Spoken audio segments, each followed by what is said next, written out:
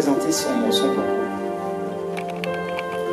Oui, c'est ça. Alors, si vous voulez, cette journée, c'est un peu la récapitulation de notre succession au lycée. Hein, c'est en petit ce que nous avons fait en grand, c'est-à-dire se succéder. Voilà, bonjour à tous, heureux de vous retrouver, vraiment. Alors, je préparais un sujet assez difficile. Pas de film, mais 3 images, quand même. Alors ces images, en fait, je vais les prendre comme des images, c'est-à-dire pas vraiment comme des tableaux, parce que ce sont par ailleurs des tableaux. C'est-à-dire que j'enlève le titre, je fais la légende. Voilà. Et elle circule derrière moi, et elle change toutes les 120 secondes exactement. Merci Laurent. Et ce que vous voyez en dessous, ce sont des phrases.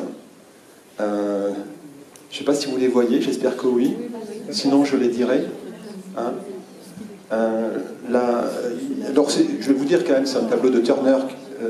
Et puis, vous avez une phrase. La nature est indifférente à nos vies. L'on pourrait s'y abîmer qu'elle ne le remarquerait pas. Voilà. Alors ça, c'est pas du tout une citation, hein, c'est une phrase personnelle. Il y a des phrases comme ça qui m'arrivent en courant, et je les retiens. Voilà. Elles mûrissent dans la course, mais pas uniquement, bien sûr, dans la course. Elles mûrissent dans, je dirais, cet échange, à la fois respiratoire, tactile, qui s'opère avec un individu, quel qu'il soit, et puis ce que j'appelle, moi, la nature. La nature qui est aussi du temps, un temps lent, un temps long. Hein. Alors, du coup, je vois un peu le prolongement avec la dernière intervention que j'avais faite ici sur la nature. Hein. Donc j'ai fait 3 interventions, je crois ici même 4. Une plutôt sur l'histoire, je vais en parler un petit peu. Une autre sur la beauté tragique, hein, peut-être l'évoquer aussi. Et puis une autre sur la nature. Et donc c'est la série, si vous voulez, puisque je vais être amené à... Alors il y a des images, et puis il y a quand même une série, vous voyez à quel point je suis moderne. On sent une petite pointe d'ironie. En effet. Alors, mon sujet est le suivant. Tant de la nature, précisément, et tant de la conscience.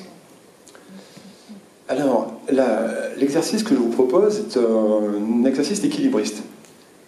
On va faire un peu de proprio, si vous voulez. C'est-à-dire qu'il s'agira de se tenir nécessairement en équilibre instable, tous ensemble en plus, sur une seule virgule. Vous voyez ce que je veux dire? C'est-à-dire que le plus souvent, c'était mon pari initial en proposant ce sujet, l'on choisit de traiter du temps soit du point de vue, on peut dire, si on est un peu rapide, du monde ou de la nature, on appelle ça parfois le temps cosmologique, le temps du monde, le temps qui peut faire l'objet d'une enquête scientifique, mais sinon tout simplement d'une mesure, hein, pour appeler cela le temps opératoire. J'en reparlerai. Et de l'autre, le temps vécu, le temps intime à la conscience de chacun et de tous. Eh bien moi, je vais plutôt me demander ce que ça fait que de penser le temps comme la coïncidence en réalité de ces deux voies. Vous voyez, je suis conscient du fait qu'il y a là un grand partage, le temps de la nature, du monde d'un côté, et le temps intime, subjectif, si vous voulez, de l'autre. Mais je vais essayer de penser à l'articulation, un peu comme une espèce de respiration philosophique, comme un échange, hein, ce que ça fait de penser donc sur la virgule, donc de penser la façon dont le temps de la nature et le temps intime s'échangent en réalité et dialoguent d'une certaine façon.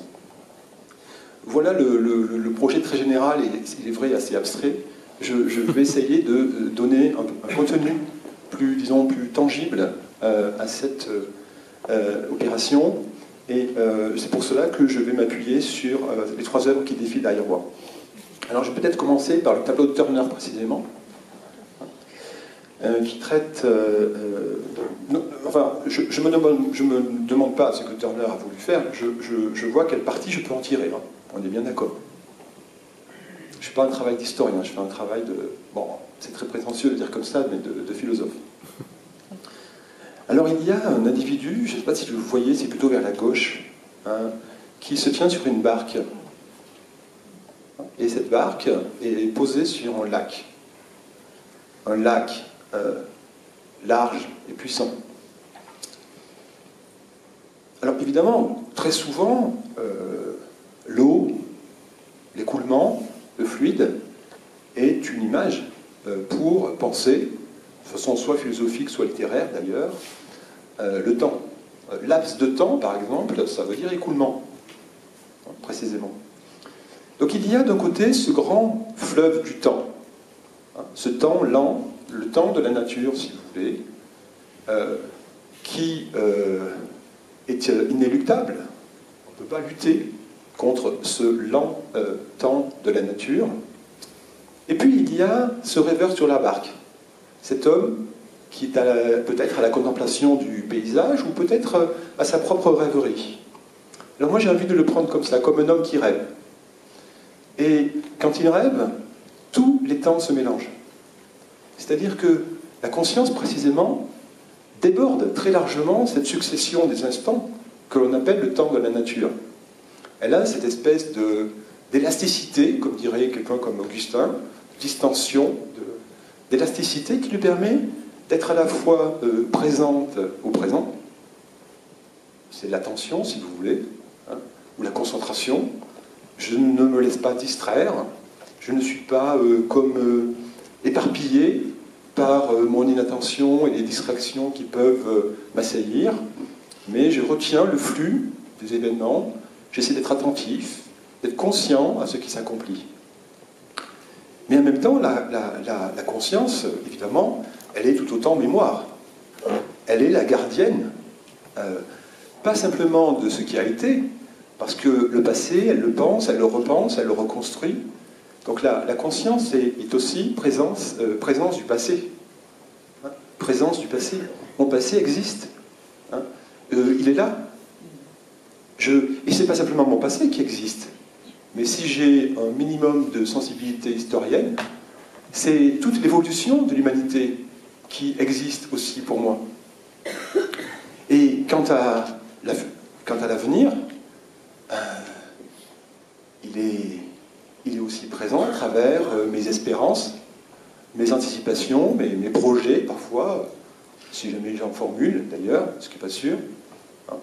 Et donc ce temps de la conscience est un temps circulatoire qui conjugue sans grande distinction des aspects du présent, du passé et du futur. Voilà. Alors, je voudrais justement pas en rester là. Je voudrais pas simplement dissocier le temps qui voit essentiellement passer les instants, le temps de la nature, du temps de la conscience. Je voudrais précisément penser le rapport entre les deux. Alors, pour reprendre cet homme, reparler de cet homme sur la barque, s'il regarde ce qui est devant lui, imaginons que ce soit plutôt une rivière immense qu'un lac, il verra cet écoulement. Il saura que cet écoulement finira par avoir raison de lui. Mais précisément, s'il rêve, il peut comme déborder de cet écoulement. Il peut être au passé, être au présent, ou bien même, pourquoi pas, être au futur. Alors, la question c'est finalement qui gagne. Qui gagne entre le flux du devenir, disons, la loi du devenir, et cette possibilité que nous avons de nous représenter plus largement une temporalité qui englobe le passé et le futur. Alors, dans un premier temps, ma première proposition consiste à dire que c'est la conscience qui gagne. Alors, reprenons cet homme-là, encore une fois, peut-être une dernière fois. Il regarde cet écoulement, d'accord, qui est face à lui, là, maintenant, qui ne cesse pas de passer, jamais exactement le même d'ailleurs. Il n'y a pas d'éternel retour du même. Même Nietzsche n'a jamais dit ça, c'est-à-dire que c'est toujours différent en réalité. C'est toujours différent. Il y a des plis de l'eau, on en a parlé tout à l'heure, il y a peut-être des feuilles qui circulent. Ce ne sera jamais exactement le même maintenant, sinon qu'il se répète dans sa forme, mais pas dans son contenu. Mais cet homme, demandons-lui de regarder en amont. Il pourra se souvenir des sources jaillissantes, de l'eau qui dévale lentement les pentes, et dans le spectacle de l'eau qu'il a face à lui, il se souvient des sources, d'où, hier, peut-être, elle a jailli. Et s'il regarde cette fois-ci en aval, alors il sait que plus loin, là-bas, il y a l'estuaire, où cette eau se jette dans la mer. Et alors là, c'est bien l'homme qui gagne, c'est-à-dire qu'il n'est pas saisi par cet écoulement, il en garde le souvenir, et il en anticipe, pardonnez-moi, la suite. Et par ailleurs, le temps, comme passage, le temps de la nature, c'est une succession d'instants. Alors, l'étymologie le dit suffisamment, hein. L'instant, c'est ce qui ne tient pas. C'est ce qui est instable. C'est la même étymologie, à ma connaissance. Hein. Même si l'étymologie n'est pas une science exacte, bien sûr, mais l'instant tombe, par définition. C'est ce qui tombe aussitôt qu'il apparaît. Donc, la conscience large, élargie, gagne aussi parce que, face à elle, il y a maintenant qui tombe. Hein. Maintenant, ça veut dire, Michel Serres, dans notre contexte, a beaucoup insisté sur cette étymologie. C'est ce que l'on tient dans la main pour un temps. Hein. Voilà. Main tenant dans la main. Il en faisait même un slogan pour fasciner les foules qui le répétaient en chœur, d'ailleurs, dans ses conférences, m'a-t-on dit. Alors, je ne vais pas faire ça. Je n'ai pas l'art de Michel Serres.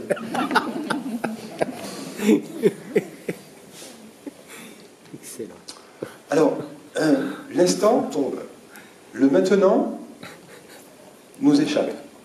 Mais, encore une fois, la conscience se souvient et elle anticipe. Et ces trois aspects du temps que j'ai évoqués, à savoir la présence du passé par la mémoire, la présence de l'avenir par l'anticipation, et la présence du présent, qui n'est pas que l'instant d'ailleurs, par la concentration, l'attention, ces trois aspects du temps ont bien, disons, risquons ce mot, parce que c'est Augustin qui m'inspire ici, ont bien l'âme comme origine. Alors ça devient une espèce de combat entre l'âme humaine, dans ses possibilités, je dis bien possibilités, plutôt que dans sa réalité, et la nature dans son caractère massivement réel. Donc les trois aspects du temps se relient à l'âme comme à leur origine. Et c'est ce que... alors c'est un conférencier qui m'a inspiré ça, parce que je suis allé il y a 2-3 ans à un cycle de conférences qui s'adressait à des professeurs sur le temps. Et un conférencier a eu cette image qui tirait peut-être d'Augustin, je crois, sans le dire aussi, qui était le paquet de temps. Nous sommes un paquet de temps. Nous sommes un paquet de temps. C'est-à-dire, c'est tout un paquet. Hein. C'est pas simplement l'instant. Hein. Ces trois temps ont l'âme comme origine, c'est ça, le paquet. Et chacune, au fond, si on y regarde un peu de plus près, chacune enveloppe l'autre. C'est-à-dire qu'il est très difficile, du point de vue de l'âme humaine, de savoir distinguer ce qui est présent, ce qui est passé, et même peut-être ce qui est futur. Ce sont des distinctions un peu arbitraires que nous faisons, parce que, comme le dit d'ailleurs par exemple Bergson, il utilise des verbes assez curieux.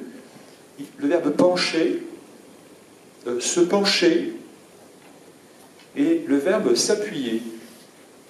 Alors, vous voyez comment, sur un plan strictement physique et réaliste, on ne peut pas simultanément, enfin, ça me paraît assez délicat peut-être, se jeter vers l'avant et s'appuyer ou s'adosser par ailleurs à quelque chose. Eh bien, lui, il utilise comme image de notre rapport intime au temps, simultanément le verbe s'appuyer et le verbe se pencher. Voyez. Ce qui est naturellement impossible, la conscience semble être à même de le réaliser. Alors je vais citer Augustin, malgré tout, j'ai très peu de citations, mais sur le temps, évidemment, le livre 11 des Confessions est un texte absolument central et décisif. Évidemment, ce n'est pas le seul texte. Et voilà ce que dit Augustin, et ça résume très bien mon propos. Il y a 3 temps, le présent du passé, ou la présence, le présent du présent, le présent du futur. Voilà, il y a 3 temps. Il n'y a pas que l'instant, il y en a 3. Alors, j'insisterai un peu plus loin, mais ce ne sont pas des dimensions du temps. Si je dis que ce sont des dimensions du temps, je fais cette espèce de péché originel, selon Bergson, à l'égard de la pensée du temps, qui est de procéder à sa spatialisation. De considérer, je vais en parler tout de suite après, que le registre de l'espace est pertinent pour interpréter notre existence temporelle. Je poursuis. Augustin, il y a 3 temps, le présent du passé, le présent du présent, le présent du futur, ou de l'avenir, si vous voulez. Qu'on pourrait écrire comme ça, l'avenir, ce qui vient. Et voilà ce qui m'intéresse. Il y a en effet dans l'âme, d'une certaine façon, ces 3 modes du temps. Donc ce ne sont pas des dimensions pour en parler, ce sont des aspects ou bien des modes du temps, des modalités du temps. Donc le temps se distribue à fonction de son origine, et son origine c'est l'âme. Et il poursuit, il y a en effet dans l'âme, d'une certaine façon, ces 3 modes du temps, et je ne les vois pas ailleurs. Et je ne les vois pas ailleurs. Parce que quand je regarde, extérieurement, si vous voulez, lorsque je perçois, ce que je perçois, c'est un maintenant, un instant qui tombe, et qui vient aussitôt être remplacé par un autre. Je ne les vois pas ailleurs. Et il précise, pour que ce soit bien clair, pour la première partie de mon propos, la première partie de mon propos, ça consiste à dire, donc, c'est l'âme qui gagne. Vous avez compris, hein, j'espère. C'est l'âme qui gagne. Et il poursuit. Le présent du passé, c'est la mémoire. Le présent du présent, c'est l'attention, une espèce de contention de l'âme qui, d'une certaine manière, résiste à l'écoulement du temps. Et enfin, le présent du futur, c'est l'attente, l'expectation, si vous voulez, plus près du latin, l'attente. Donc nous sommes face à 2 grandes voies pour penser le temps, ce qui nous embarrasse un tout petit peu, puisqu'on dit le temps, et en y réfléchissant, on en trouve 2. C'est ça justement mon problème. Quand il y a 2 choses, en fait, quand on dit 2 choses d'une même chose, ce que je vais faire, soit on ne parle pas de la même chose, c'est ce qu'on fait en général, on utilise le mot temporalité pour dire la conscience et temps pour dire la nature, soit tout simplement, et on se contredit, ce qui est toujours possible. Alors, je vais relater une dernière fois les 2 sortes de temps, et ensuite je vais essayer de formuler cette hypothèse, de penser dans la coïncidence des 2. De se tenir plus fermement, si ça a un sens d'ailleurs, dans l'espace de la virgule. Alors, 2 sortes de changements, d'une part. D'une part, le temps qui fait partie de la nature. Bon là, vu comme ça, si je pense au temps naturel, je suis comme dépossédé de toute maîtrise. Le temps des horloges, le temps de l'emploi du temps, apparaît dérisoire vis-à-vis de ce grand temps de la nature. Alors là, je voudrais faire une petite pause, non pas imaginaire, mais presque, avec l'autre tableau que je vous ai mis. Alors nous avons juste précisément un vieux débat avec Laurent sur cet artiste, c'est Pierre Soulages. Nous étions allés naguère à Rodez. Pour moi, c'était en pèlerinage, et peut-être que pour lui, c'était un pensum, je ne sais pas. Visiter donc le musée nouveau à Rodez de Pierre Soulages. Alors, je ne vais pas vous parler de Pierre Soulages, hein, ce n'est pas le propos. Je vais juste parler de la façon dont je le légende. Hein, donc voilà, ça c'est l'autre petite, disons, fabrication personnelle. Hein. j'allais dire moulé sous les aisselles, mais excusez-moi, c'est peu élégant. Mais c'est assez exactement ça malgré tout. Je n'aime pas, et c'est vrai en plus, je n'aime pas ce qui brille. Ouais. Oui, je n'aime pas ce qui brille, mais peu importe, vous avez le droit d'aimer ce qui brille. Cette semaine, nous avons eu la visite, je ne sais pas s'il y avait Pierre à ce moment-là, d'élèves, d'anciens élèves du lycée, qui venaient vendre des chocolats, qui étaient à une école de commerce. Donc peu importe, c'est très bien. Et, alors, elle vendait du chocolat en disant que c'était une marque, alors qu'en fait, visiblement, ce n'était pas le cas, l'enquête a été faite, etc. Et ces jeunes filles, tout à fait accueillantes, comme dirait mon camarade, étaient très brillantes, mais au sens propre du terme. C'est-à-dire qu'elles étaient revêtues de choses tout à fait spectaculaires, avec des ongles qui arrachent les yeux, etc. Et des yeux qui arrachent les ongles, pourquoi pas, etc. Voilà. Donc je n'aime pas ce qui brille. Du coup, je n'ai pas acheté de chocolat, mais j'en ai quand même mangé un petit peu. Ce que j'aime, c'est ce qui luit.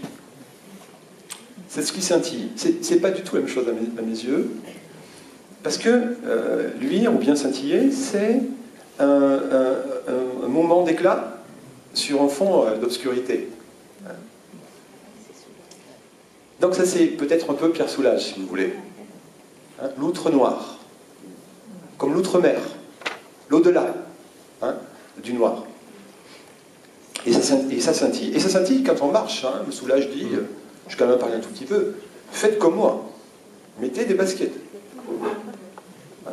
Faites des allées, des retours, et laissez, au fond, la lumière offrir ce qu'elle peut vous offrir ou dans le rapport à l'œuvre. Alors, là, ça serait plutôt l'inverse, c'est-à-dire c'est plutôt la nature qui gagne. Ce que je vois dans l'effet de luisance ici, c'est tous les efforts que l'on fait pour retenir la nuit de l'oubli. C'est la mémoire, par exemple. Mais c'est une mémoire qui scintille un temps pour disparaître à jamais. D'où la formule, la nature. La nature de l'autre tableau est indifférente à nos vies, donc pourrait s'y abîmer qu'elle ne le remarquerait pas. Donc, ce que je veux dire par là, c'est que peut-être que c'est l'inverse, c'est la nature qui gagne, c'est-à-dire que nous savons très bien, et ça nous le savons, que malgré tous les efforts que l'on fait pour garder le temps, garder la mémoire, toutes les projections que nous pouvons faire par ailleurs, toutes les anticipations que nous faisons, qui se montrent d'ailleurs, remarquez-le, souvent dérisoires par rapport à ce qui a lieu. Bien, malgré cela, ce n'est jamais au mieux qu'un scintillement, le scintillement de l'âme, dans la nuit profonde de la nature et de l'oubli, qui est d'ailleurs complètement indifférente à ce scintillement. C'est-à-dire que quelqu'un comme Hegel a essayé de penser cela, mais plutôt pour l'inverser, en fait. C'est-à-dire que lui, il dit, ce qui fait la noblesse de l'esprit, ce sont précisément les grandes œuvres. C'est de laisser plus qu'une trace, mais véritablement une culture humaine. Et un homme cultivé, on pourrait dire qu'il récapitule en lui les plus belles, disons, fleurs de l'esprit humain, les plus belles créations. Voilà. Et il dit par ailleurs que la nature, c'est la répétition, vous voyez, c'est le cycle infini des saisons, de la reproduction, mais ce n'est pas réellement créatif d'une œuvre. Donc Hegel considère que, au fond, c'est l'esprit qui récapitule, alors que la nature, elle se répète indéfiniment sans plus. Bon. Moi, je voudrais inverser la proposition, et voilà véritablement mon hypothèse. Alors là, je voudrais émettre mon hypothèse propre. Je vais la dire brutalement, et je vais essayer de l'expliquer par la suite. La façon dont l'esprit est présent à lui-même n'est en rien étrangère au grand temps de la nature.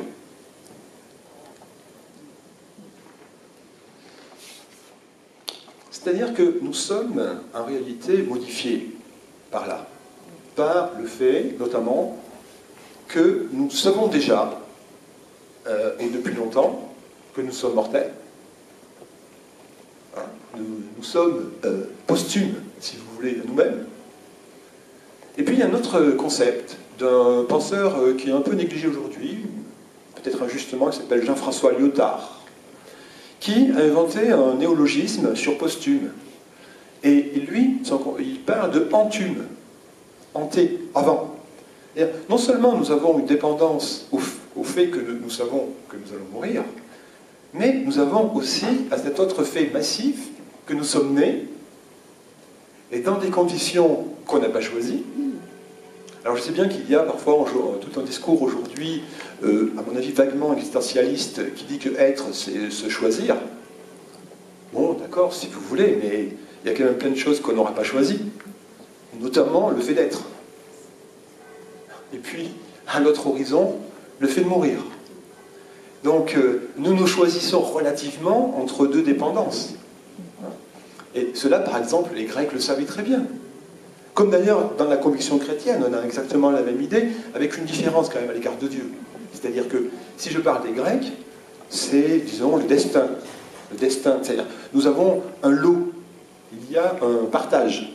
Hein. Nous sommes limités. Nous sommes limités. Hein. Nous ne sommes pas infinis. Et nous ne sommes pas fondés sur nous-mêmes avec notre propre raison. Hein. Le logos lui-même, c'est la grande loi de la nature pour les Grecs. Ce n'est pas la parole prétendument souveraine qui s'appellerait la raison.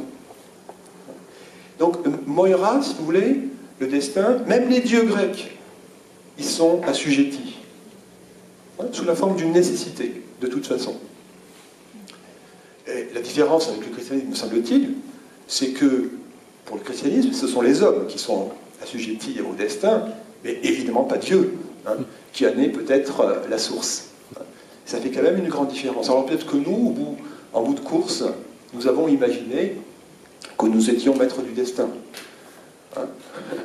Mais, au fond, nous le disons, mais je ne crois pas qu'on le croit vraiment. Je ne crois pas qu'on le croit vraiment. Il me semble que cette conscience de dépendre nous accompagne toujours. Et je voudrais faire une autre petite pause, cette fois-ci, justement un tout petit peu mémorielle, mais c'est très récent. Pendant les dernières vacances scolaires, j'ai un petit tour en Sicile. Bon, voilà, il y aurait beaucoup à dire avec, vous savez, les migrants, etc. Hein. Bon, je ne veux peut-être pas trop en parler, je ne vais pas faire vibrer la corde sensible, mais simplement, je vais vous dire que sur une plage, il y avait des croix produites à partir de vestiges de bateaux de migrants. Une croix. Voilà. Mais tout ça finira par s'effacer, évidemment. Et si j'évoque la Sicile, c'est pas pour parler de cela, c'était pour parler d'Agrigente, le temple d'Agrigente. Magnifique endroit, hein, absolument super, c'est pas le seul évidemment, mais... Et là, évidemment, c'est un temple, quelque chose, bon... C'est-à-dire que toute l'histoire... Hegel, par exemple, je pense, n'a pas pris grand-chose au temple, parce que Hegel les voit comme des éléments de pureté, alors qu'ils étaient complètement bariolés. Hein. Il y voit une pureté de l'esprit, alors que peut-être c'est une célébration de la nature. Hein. C'est en petit ce que la nature est en grand. Hein. C'est un reflet microscopique, si vous voulez, du cosmos immense. C'est pour ça que c'est là, d'ailleurs, à mon avis. C'est le lieu, c'est ce que vous disiez, c'est le lieu qui compte. C'est pas le temps, spécialement. Mais ce que je veux dire, c'est qu'il y a le temple, d'accord, qui est là, mais il n'y a pas la vie. C'est-à-dire que, même au niveau archéologique, quand on cherche la ville, l'animation, le démos urbain, le peuple urbain, ou même le démos campagnard, il n'y a rien. On a gardé ce qui était monumental, ce qui était le plus grand vestige de la culture humaine, et on n'a pas cherché à... faire une archéologie du quotidien, si vous voulez. Comment ils vivaient, comment ils mouraient, comment ils aimaient, comment travaillaient-ils. Tout cela manque.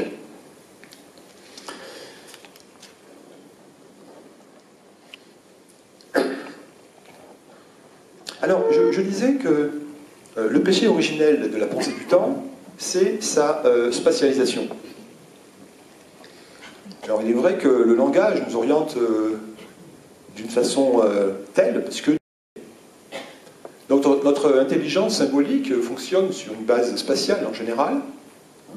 Et puis nous avons des horloges aussi qui sont des gardes du temps, des mesures du temps, et qui aussi transforment une durée en simultanéité d'ailleurs, mais sur la base d'un mouvement régulier. Le mouvement est régulier. Donc par exemple, c'est une chose que je fais faire parfois aux élèves. C'est-à-dire que je leur dis, voilà, on va dire que vous allez vivre 100 ans, on va être optimiste. Voilà. Et donc, vous coupez cela en période de 20 ans. C'est à peu près là où vous êtes maintenant, enfin, à peu près. Voilà. Donc, vous prenez le premier segment, de 0 à 20, aujourd'hui, et puis vous prenez le dernier. Sur le plan de la spécialisation, de la ligne, comme ça, c'est la même chose, en fait. On est bien d'accord. Bon. Mais tout change en réalité, notamment la conscience du temps. Donc on voit bien comment la succession du temps change l'interprétation de celui-ci. Vous n'aviez pas le même, disons, rapport au temps quand vous aviez, disons, 20 ans, et puis aujourd'hui.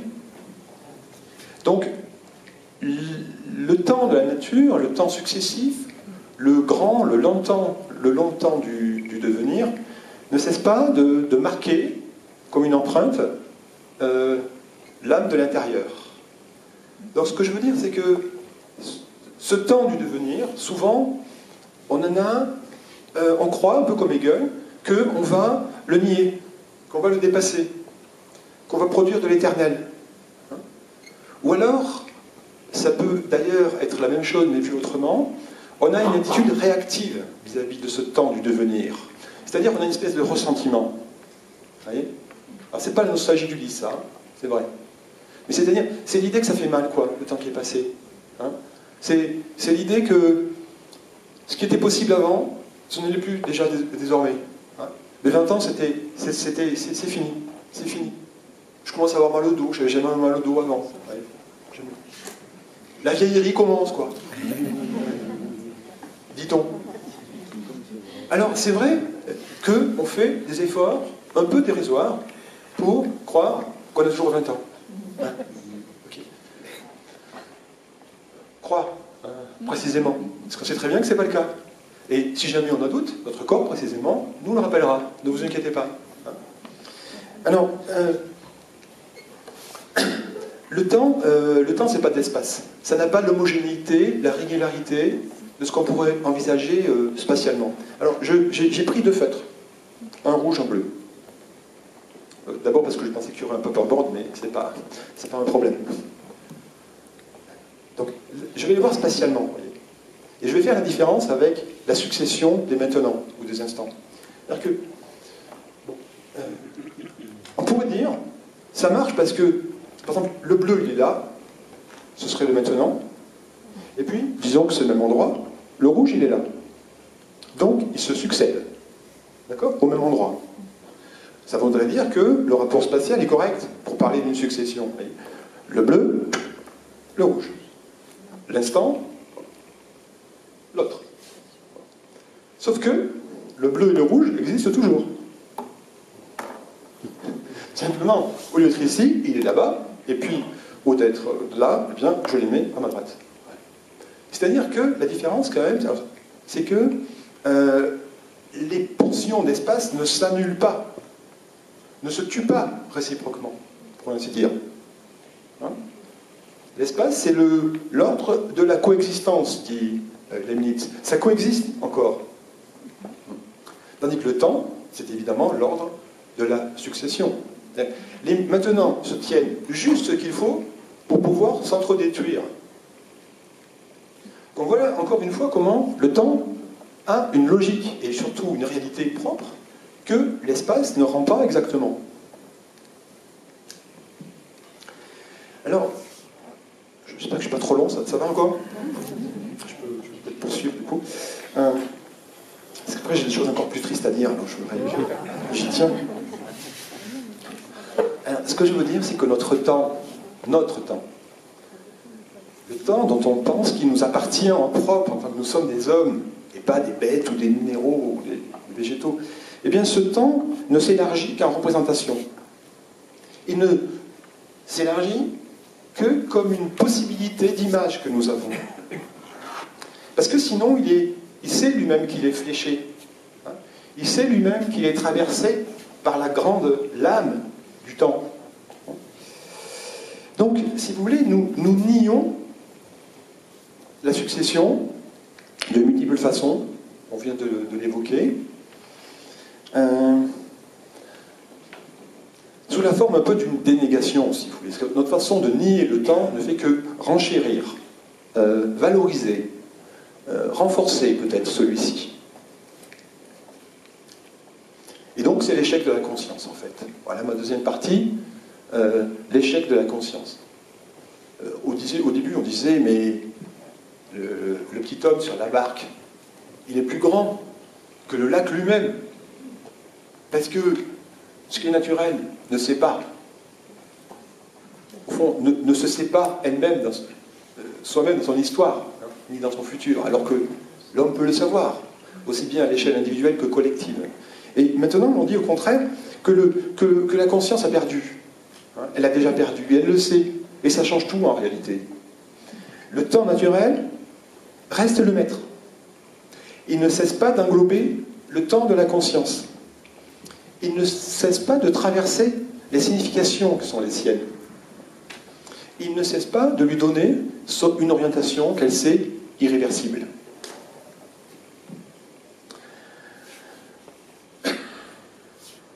Donc la réciproque n'est pas vraie, si vous voulez. La conscience n'a pas la maîtrise du temps. Ce qui caractérise la conscience, c'est le sentiment de, comment pourrait-on dire ça, du caractère immaîtrisable, au contraire, du temps. Immaîtrisable.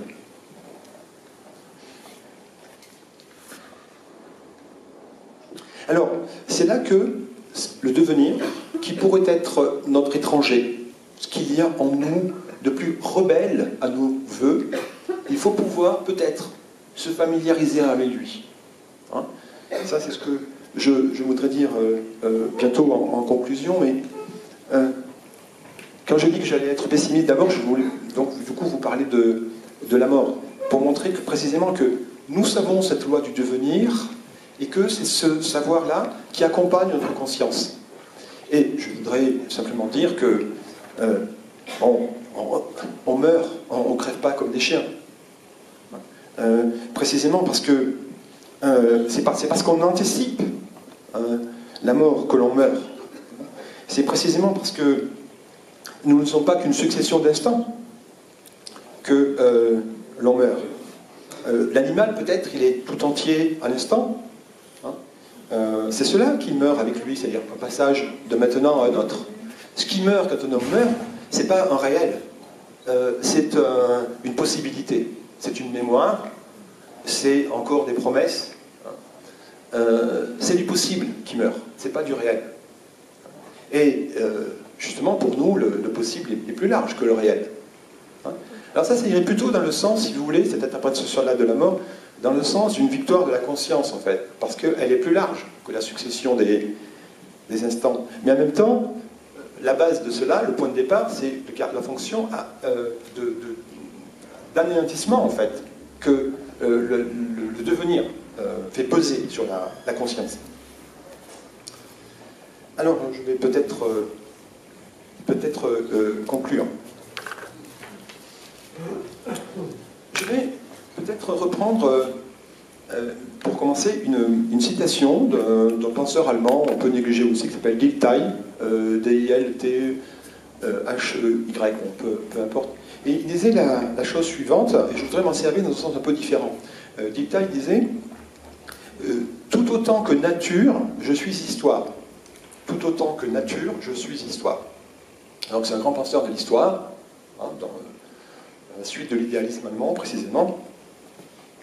Il disait que voilà, je me rattache plus au temps historique, au temps des hommes, si vous voulez, au temps des grandes cultures, ou des petites, peu importe, mais des cultures, qu'au grand temps de la nature. Donc ça, c'est encore une fois, c'est une aspiration plus ou moins hegelienne, hein. Tout autant que nature, je suis histoire. Hein. C'est plutôt dans l'idée que la conscience gagne. Pas nécessairement la mienne, mais celle de la conscience humaine gagne, et la mienne gagnera si elle est capable de la récapituler en quelque sorte. Ce qui pourrait s'appeler effectivement la culture. Et je voudrais inverser la proposition en disant, tout autant qu'histoire, et peut-être même plus qu'histoire, je suis nature. Hein. Plus qu'histoire, je suis nature. C'est-à-dire que je suis nature. Voyez, cette nature, cette loi du devenir, elle n'est pas que extérieure à moi, comme lorsque je regarde l'eau s'écouler au-devant de moi, sur ma petite barque, hein, mais elle est précisément ma loi propre. Et c'est avec cela que je dois me familiariser, hein, le grand temps de la nature. Alors, j'ai une autre image, alors évidemment, à l'époque de Turner, ce n'était pas possible, mais vous savez, il y a des gens qui s'amusent, c'est sûrement très rigolo d'ailleurs, de se tenir dans une espèce de bulle en plexiglas qui flotte sur l'eau. Ouais. Donc ça, ce serait le monde, pas la nature. C'est pas la même chose que le monde et la nature. C'est-à-dire qu'il y a plusieurs mondes. Chacun, peut-être même, chacun est dans son monde. Le monde, c'est un système cohérent d'interprétation que nous nous formons. Au fond, le monde est une fiction. Hein, c'est une certaine perspective jetée comme un filet sur la réalité, pour l'interpréter. Et il y a plusieurs filets, des grosses mailles, des petites mailles, etc. Donc il y a des mondes. Et nous sommes dans notre bulle. Mais cette bulle, eh bien, elle flotte sur l'eau. Elle est importée par l'écoulement du temps. Et donc il faut bien penser que le monde il est un plexiglas. C'est-à-dire, dans notre monde, on doit voir l'écoulement de temps. Et pas regarder uniquement à l'intérieur de la bulle. Alors là, c'est un thème nietzschéen que l'innocence du devenir. L'innocence du devenir. C'est pourquoi je vous ai mis un tableau d'enfants qui jouent. Et une phrase d'Héraclite, que Nietzsche cite d'ailleurs à plusieurs reprises. C'est-à-dire, ce devenir qui passe de manière inexorable, inéluctable, et je le sais, c'est pas uniquement ce qui est étranger aux prouesses de ma conscience, ou de notre conscience. C'est ce qui est intime à la conscience aussi. Et ça, le reconnaître, ça change pas mal de choses. Cette extériorité nous est tout aussi bien intérieure. Donc, autrement dit, il ne faut pas penser le temps comme si nous ne devions jamais mourir, comme si notre condition était l'éternité. Notre condition est la mortalité. Et la naissance, d'ailleurs. Et donc, il ne s'agira pas de penser le temps à partir de l'être, comme quelque chose de stable, de substantiel, de consistant. Mais plutôt penser le temps à partir du devenir, hein, ce que propose, si vous voulez, Nietzsche. Mais ce devenir n'a pas de finalité, n'a pas d'intention. Il ne poursuit pas le projet de me nuire. Hein, je suis un processus parmi une infinité de processus distincts. Et ça, je peux essayer de le tenir courageusement du regard, le maintenir du regard. Donc le temps me conduit à penser d'une certaine manière, non pas sous l'espèce de l'éternité, mais au contraire sous l'espèce du devenir. Et je dois reconnaître l'innocence de ce devenir, qui est sans raison peut-être, sans fin discernable, même par les plus habiles d'entre nous. Le temps, disait le vieil Héraclite, est comparable à un enfant qui joue. Dans l'innocence, mais aussi dans l'intelligence peut-être, mais une intelligence assez insondable, assez mystérieuse de son jeu. Donc j'ai mis aussi un tableau de Jean-Baptiste Chardin, qui date de 1737, qui est l'enfant au teuton. Alors, c'est un jeu, en fait, qui a à voir avec une autre grande loi, qui est la loi du hasard. C'est-à-dire que c'est un enfant qui fait tourner une toupie, et sur cette toupie, il y a des lots, en fait, qui sont marqués, des partages, hein, qui sont notés. Et puis, il va lancer la toupie, il regarde que ça tourne, et il ne sait pas comment sa vie va tourner, précisément. Et sur quoi elle va finir par s'arrêter. Et pourtant, il sourit. Et pourtant, il sourit. C'est-à-dire que l'enfant, au fond, c'est comme cela que je l'interprète, dialogue, lui, courageusement avec le temps, mais il le fait à l'image du temps, comme un sourire, comme une chose qui n'a pas le masque de la culpabilité ou même de la méchanceté, hein, mais qui juste se déroule. Et voilà tout. Voilà, je vous remercie de votre attention.